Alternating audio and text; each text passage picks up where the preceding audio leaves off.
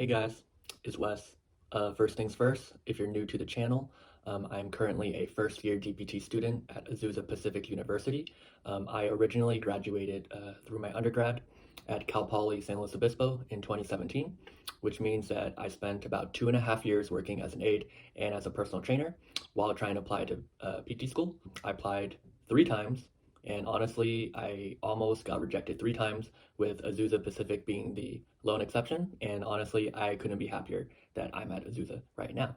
So, with that said, I want to talk about the 4 mistakes that I made while trying to get into PT school. All right, number one.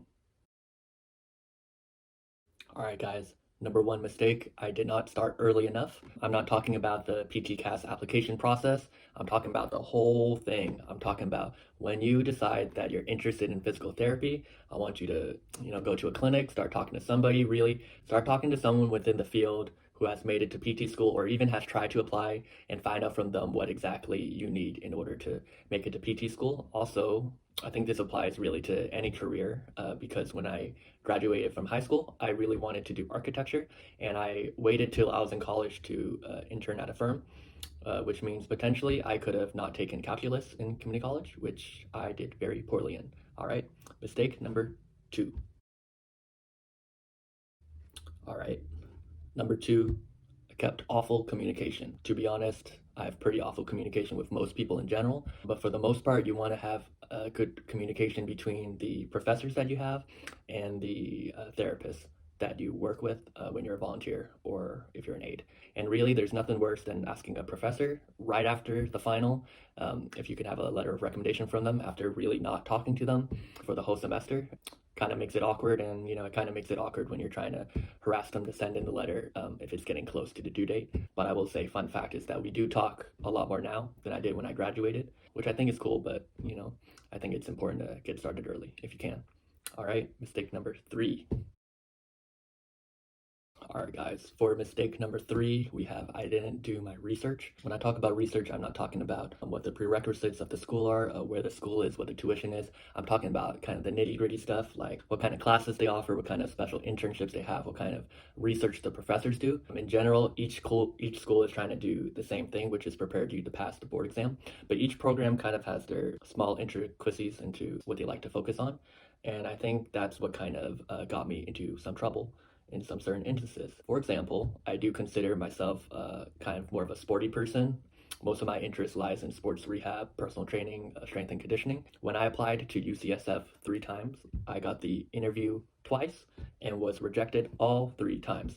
And I'll say one of the main reasons is because I did very poor research on UCSF. I didn't look into many of the details that I talked about. And when it came down to the interview, they asked me what I was looking for, and I basically told them what I just said. I'm very into sports rehab, strength and conditioning, and to be honest, UCSF does not tailor to sports rehab too much. They are a medical university, and if you're interested in inpatient or working at a hospital, then I would say UCSF is a great school, but if you're into sports, maybe not. All right, mistake number four. All right, mistake number four, I didn't ask for help. There are always people out there willing to help if you're interested in PT school. If you are a volunteer at a clinic, ask aides questions. If you're an aide in a clinic, ask the therapist questions.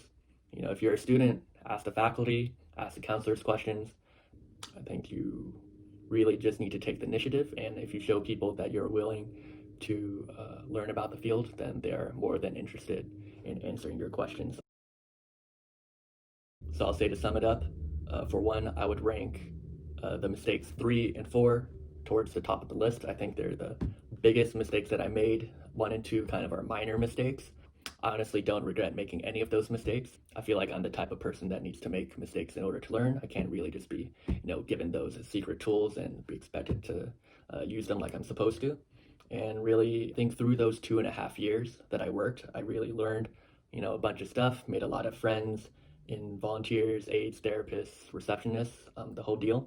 And I think it is those experiences that has allowed me so far to succeed like the way that I'm doing in PT school right now. And I don't feel like I'd really traded for anything. But if you're the type of person that likes having those secret tools in the beginning, then hopefully my video has helped. And I'll say if you're currently a person who's interested in trying to go to PT school and you have a little more questions, go ahead and leave a comment. Hopefully I can answer it and help out. If you are a current DPT student or PT, maybe just go ahead and leave a comment and say what your biggest mistake was. But you know the deal. Subscribe and like if you are enjoying the content. It really helps out the channel. And any other comments or suggestions is welcomed. All right. Thank you.